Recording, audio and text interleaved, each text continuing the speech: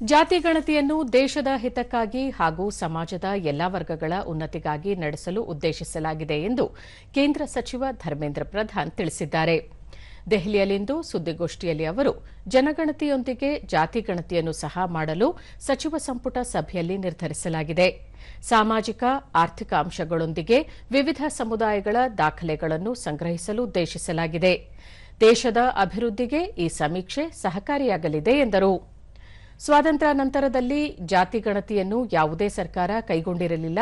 ಪ್ರಧಾನಿ ನರೇಂದ್ರ ಮೋದಿ ನೇತೃತ್ವದ ಸರ್ಕಾರ ಜಾತಿ ಗಣತಿಯನ್ನು ಮಾಡಲು ಉದ್ದೇಶಿಸಿದ್ದು, ದೇಶದಲ್ಲಿ ಆಮೂಲಾಗ್ರ ಬದಲಾವಣೆಯನ್ನು ಕಂಡುಕೊಳ್ಳಲು ಸಾಧ್ಯವಾಗಲಿದೆ ಎಂದು ತಿಳಿಸಿದರು.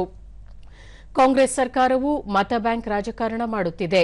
ಆದರೆ ತಮ್ಮ ಪಕ್ಷವು ಎಲ್ಲಾ ವರ್ಗಗಳ ಅಭ್ಯುದಯಕ್ಕೆ ಆದ್ಯತೆ ನೀಡಿದೆ.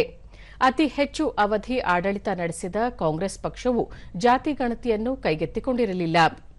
ಆದರೆ ಪ್ರಧಾನಿ ನರೇಂದ್ರ ಮೋದಿ ನೇತೃತ್ವದ ಸರ್ಕಾರ ಎಲ್ಲಾ ವರ್ಗಗಳ ಅಭ್ಯುದಯಕ್ಕಾಗಿ ಜಾತಿ ಗಣತಿಯನ್ನು ನಡೆಸಲು ನಿರ್ಧರಿಸಿದೆ ಎಂದು ತಿಳಿಸಿದರು.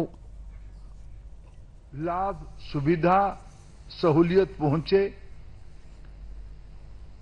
वैज्ञानिक तरीके से पहुंचे, यह हमारी उद्देश्य रहा है.